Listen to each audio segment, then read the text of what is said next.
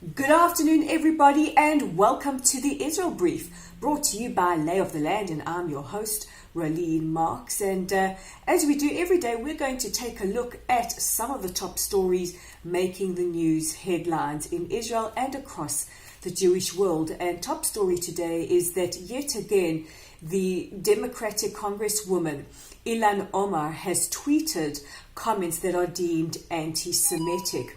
Now, she has come across a lot of criticism in the last couple of weeks for her anti-Semitic tweets and also for her apology, which was not seen as nearly effective or strong enough. And today, the Senate will take a vote to condemn anti-Semitism, and this follows a lot of the criticism that Congresswoman Omar is receiving for her anti-Semitic tweet. So let's have a look at some of the comments that she's made.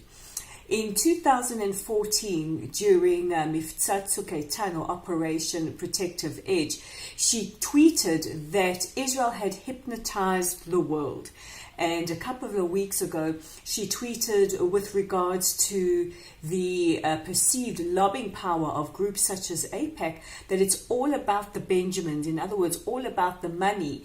And this brings up a very, very painful and ugly anti-Semitic stereotype about Jews controlling the world, Jews controlling the economy, and Jews having money power that might be disproportionate. And her latest anti-Semitic tweet is the fact that she has said that she doesn't see why she should have to pledge allegiance to a foreign country to be able to be a representative in Congress or sit on a committee. And the committee that she's talking about is the Senate Foreign Affairs Committee, which she is a part of. Now, Jewish groups across the United States are petitioning to have her removed from sitting on this committee because of the extreme anti-Israelism or anti-Zionism that she has expressed. And President Trump also commenting, saying that her tweets and her comments were a dark day for Israel.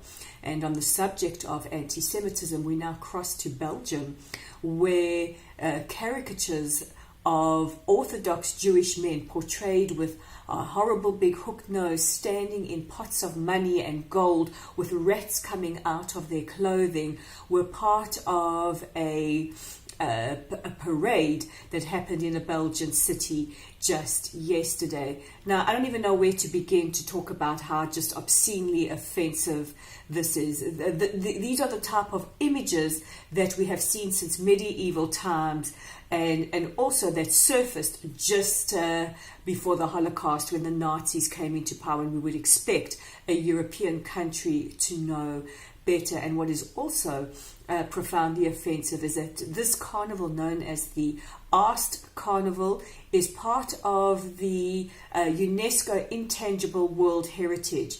And Israel has famously pulled out of UNESCO because of the extreme bias and resolutions passed against the country. But this shows yet again these horrible, medieval, ugly anti-Semitic stereotypes, which are deeply, deeply painful to the Jewish people. And we would hope that Belgium, like France and other European countries, would adopt the IHRA, or International Holocaust Remembrance Alliance, definition of anti-Semitism. And you can be sure that this kind of demonization of Jews is strictly prohibited by that.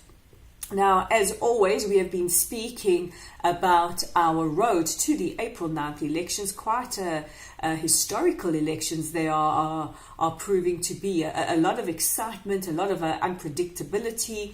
And last night, Prime Minister Netanyahu, who is also the head of the Likud party, launched his campaign and has faced quite a bit of criticism because his campaign is seen as an indictment on the left, on the new party Kachol Lavan, or Blue and White, which is headed by Yair Lapid and Benny Gantz, which many predict could be the true competition to knock Likud out of the number one spot in terms of Knesset seats are concerned, and a criticism of the media. And, one would wonder why Prime Minister Netanyahu, as he is facing possible charges on bribery, fraud and breach of trust by the Attorney General Avichai Mandelblit, why he would choose to attack the media.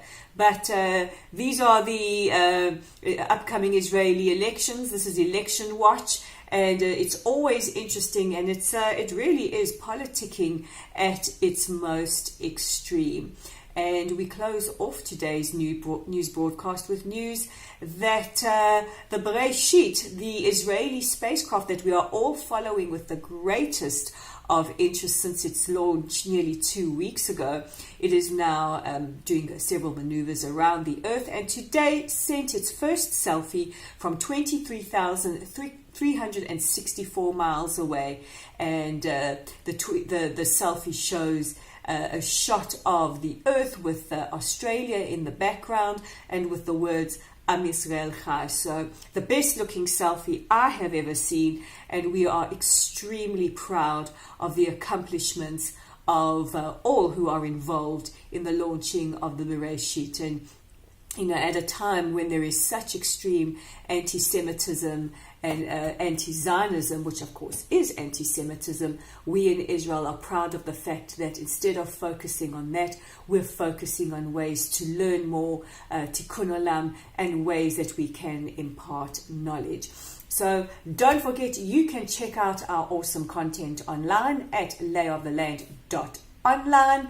And if you want to, you can check out Dave Kaplan, the co-founder's article called Fly Me to the Moon, where he actually talks about the launch and of the Beresheet, and Morris Khan, who's one of the philanthropists who helped fund this, as well as our enormous achievement at the Oscars, receiving a Oscar, and my personal pride that the filmmaker comes from one of our Wheatso schools. And also you can like us and follow us on Facebook at Lotl Site, that's at LOTL Site, or just look for Lay of the Land. And don't forget that if you want to receive your daily edition of the Israel Brief, you can click on the subscribe button below or on the little notification bell, and you will be notified every time a brief is uploaded.